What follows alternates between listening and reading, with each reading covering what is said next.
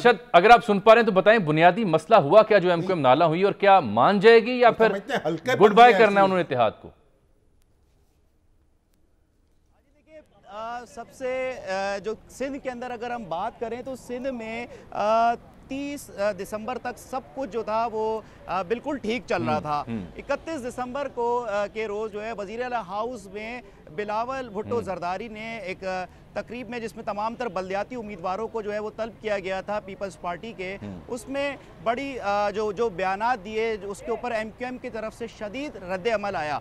ये वही इसी तरह के बयानात थे जिस तरीके से जब भी सिंध में आम इंतखाबात हों या बल्दियाती इंतखाबात हों या ज़िमनी इंतखाब हो रहे हों तो उससे पहले ये दोनों सियासी जमातों के जानिब से इसी तरह के बयानात जो हैं वो सामने आते हैं और एक बड़ी ज़बरदस्त जो है वो वोटर्स के लिए मूव बनती है। तो 31 दिसंबर को हमने यही देखा जिस तरह का बयान बिलावल भुट्टो जरदारी की जानिब से आया, उसी के बाद अगले रोज़ ही पहली तारीख को ही जो है एमक्यूएम की जानिब की जो राब्ता कमेटी है उसका एक इजलास हुआ और इजलास में शदीद जो है वो रद्द अमल जो है वो दिया गया। बिलावल भुट्टो ने इस बात का भी ऐलान किया कि 15 तारीख को कराची डिवीज़न में जो बल्दियाती इंतखाबात शेड्यूल हैं वो हर हालत में होंगे।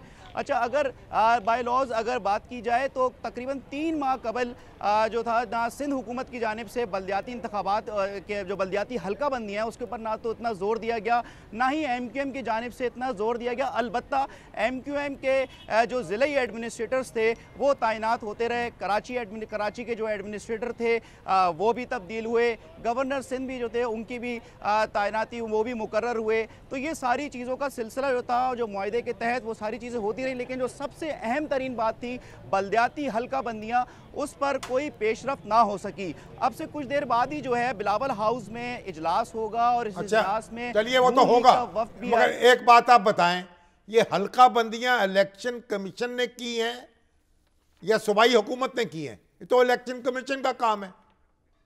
अब उनसे रब्ता हमारा मुनक़ता हुआ है, ये अहम नुक्ता है, लेकिन इन्होंने कल बुलाया जनरल वर्कर्स इजलास, फिर रब्ता मुनक़ता हो गया। अब अर्जी है सर आपसे कि मुत्तहिदा अभी भाई हल्का बंदी तो इलेक्शन कमीशन करता है ना। आप बुनियादी तौर पर ठीक करें, लेकिन यहाँ हो रहा है एमक्यूएम के धड़ों का मिलाप। कामरान टेसोरी साहब उसके रूह रवां हैं, तो मिलाप मकसूद है, तो इस मिलाप के हंगाम वफाकी हुकूमत से जुदाई कुछ मुश्किल हो जाएगी। इसीलिए फिर बड़े तमाम आके बैठे हैं कि जी इनकी कुछ सुनते हैं, कुछ सुनाते हैं, अच्छी बात कुछ है, लेते हैं, कुछ देते हैं। ये वक्त नहीं है अभी परिंदों की हिजरत का। बैठना चाहिए, बातचीत करनी चाहिए, एक अच्छी बात है। गवर्नर हाउस में इजलास होगा, सारे जाएंगे, वज़ीर आला भी होंगे, अय्याज सादिक भी होंगे, मरकज़ के नुमाइंदे भी, सब अच्छी बात है, बातचीत से मामला तय कर लें। मगर जो बात मेरी समझ में नहीं आ रही कि जो इलेक्शन कमीशन का काम था उसका इल्ज़ाम सूबाई हुकूमत को क्यों दिया जा रहा है? ठीक।